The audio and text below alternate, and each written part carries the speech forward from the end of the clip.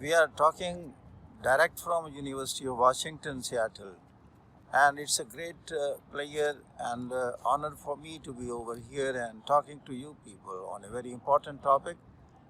That is why with such an exponential speed, the things are changing in the world and creating lot of opportunities for some countries, and at the same time losing or making deficient in those opportunities for others and creating so many politico-economic problems in different states. You know, the most important and challenging forces on this planet are at the moment, in the words of Thomas L. Friedman, as he talks about in his famous book, Thank You for Being Late. The most important forces are the globalization, the climate change, the technology, the demographic position of the world, and biodiversity loss. These are cumulatively, together influencing the economic scenario of the world. United States, the largest economy of the world, but it is now no blinking the fact that this economy in relative terms is losing in favor of China. We will discuss what are those factors really which are responsible for the China to assume and enjoy this status, and it is being forecasted that in very near future it would be the number one economy. Once upon a time Japan was the second largest economy, till 2010. It is now third largest economy. There are other emerging economies like India. Along with India, in Southeast Asia, ASEAN countries, they are also emerging. This Eastern Asian scenario, geographically speaking, all the East Asia or Southeast Asia particularly, it has really become a workshop of the world. We will see why these transnational corporations, TNCs, what forces really force them to leave their own homeland and their national abodes for these newly emerging markets. And what is the future? At the same time, when certain economic problems were created, when these TNCs moved out of those countries in the form of joblessness particularly, what actually forced them to leave their country? It means there are certain forces, international forces, we generally call them market forces, which really govern them. It is not the nationality which governs them, it is not the language which governs them, there is an international principle. What is that? Basically, all the business organizations, whether these are TNCs, they are governed, ruled, directed by the consumer. And you know, what directs the consumer? What are the forces which lead the consumer to have a particular mindset? What is that mindset? The mindset of the consumer is always that he wants to get maximum value for minimum price, any product or any service. That is the yardstick and criterion and the demand of the consumer. And for that, it creates a pressure on the multinational companies how to make their product cheaper, how to make their product competitive at the international level. Therefore, they always move to those places where they can produce this product at competitive price. This was the compelling force. This was the reason they left their own homelands. And what China did? China took cognizance of the situation and it created that environment, that ease of doing business, that it attracted almost all the TNCs of the world. And that resulted into very, very encouraging and very high GDP growth rate, around 9 and 10%, consecutively for 3 decades, unparalleled in the economic history of the world. And that helped China to become the second largest economy of the world. Things have not stopped over here. When this situation was created, there was a kind of politico-economic unrest in Europe and even in the United States. There was a pressure on the political parties because they have seen very good days during the imperialist era, and that's why you have heard these words, let us make America great again, let us make UK great again, let us make Europe great again. But the point is, do you think they are in a position to make these countries great again. The point is, when we look into the realities of these things, they can make their countries great again, but that is subject to taking steps in a way in which they are in a position to attract those TNCs back into their country. You see, in the recent times, President Donald Trump, he held a meeting with those TNCs heads who have left United States, and he used both the cards, I mean carrot and stick. As far as the carrot was concerned, he said, if you come back, we will give you many tax rebates and concessions. As far as the stick was concerned, he said, if you don't come back to United States, then the products which you are manufacturing, that will be taxed heavily. We will make it difficult for your products to come back to the United States.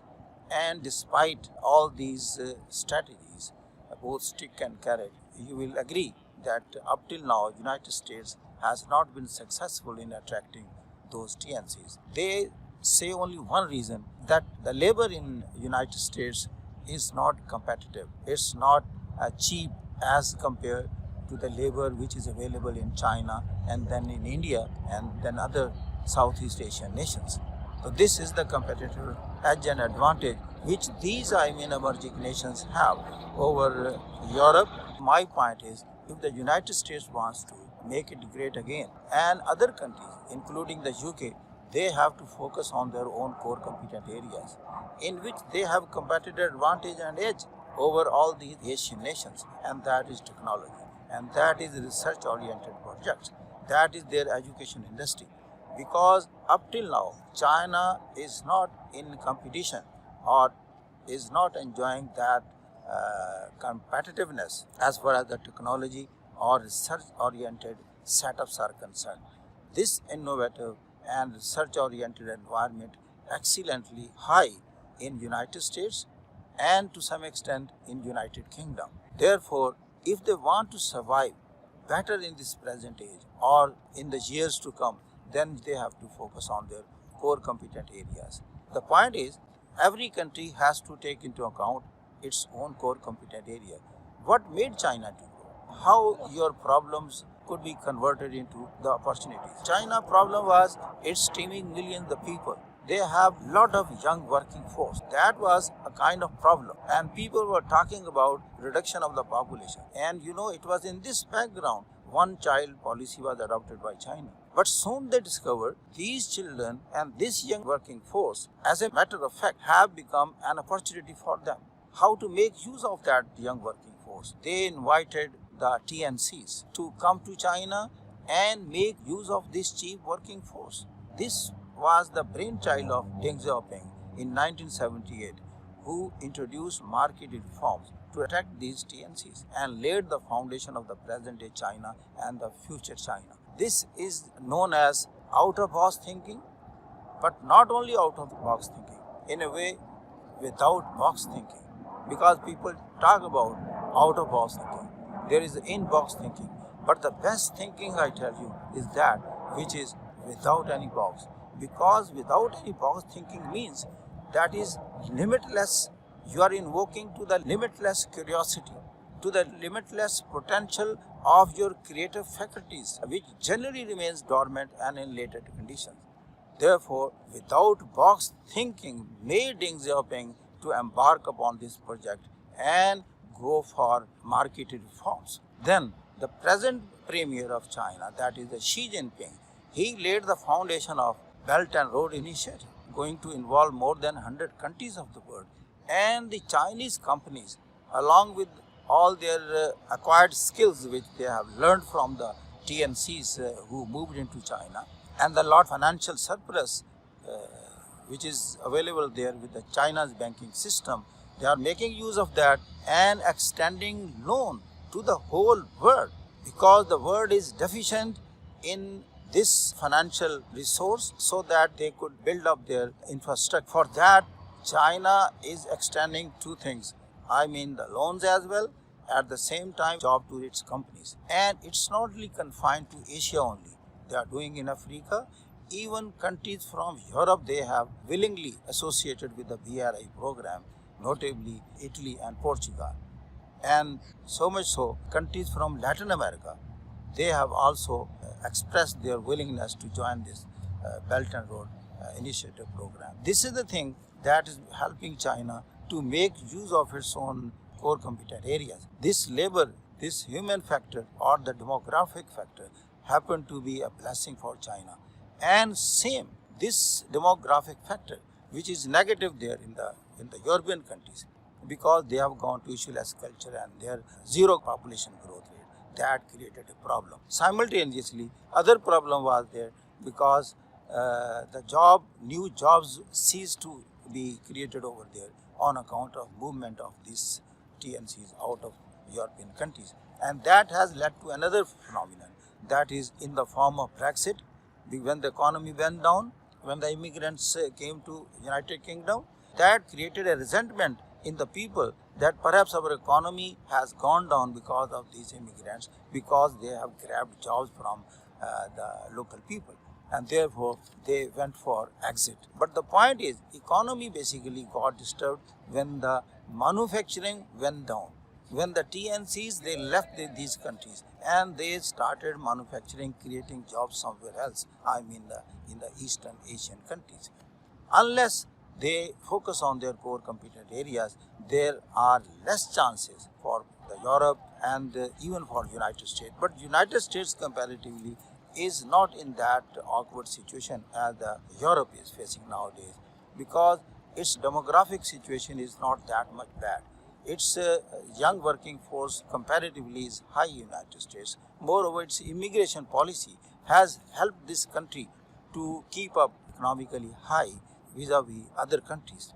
Its population growth rate is also comparatively satisfactory. Now, as far as the future is concerned, the best country in the world, or the country which will be benefiting, keeping in view all these constraints, will be that who has respect for different cultures, different religions, and creating a very harmonious or conducive environment in which people belonging to different backgrounds, maybe racial, linguistic, or religious, if they are in a position to create that conducive, harmonious environment, those countries will be the best suited in this fast emerging politico-economic scenario, because that is the only way to survive at the moment and survive in the future as well.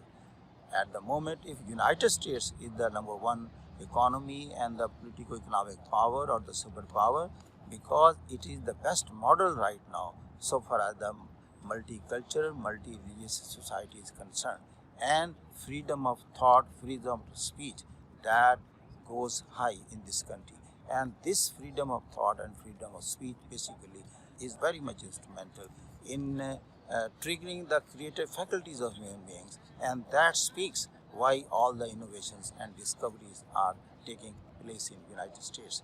If these things are copied by the China, by India and other countries, then they can compete as far as the innovation is concerned. But if they put a cross on the freedom of speech and freedom of thought and liberty, which are the basic human rights, then these may not be competing United States, or there will be a possibility that the 21st century may remain the century of the United States.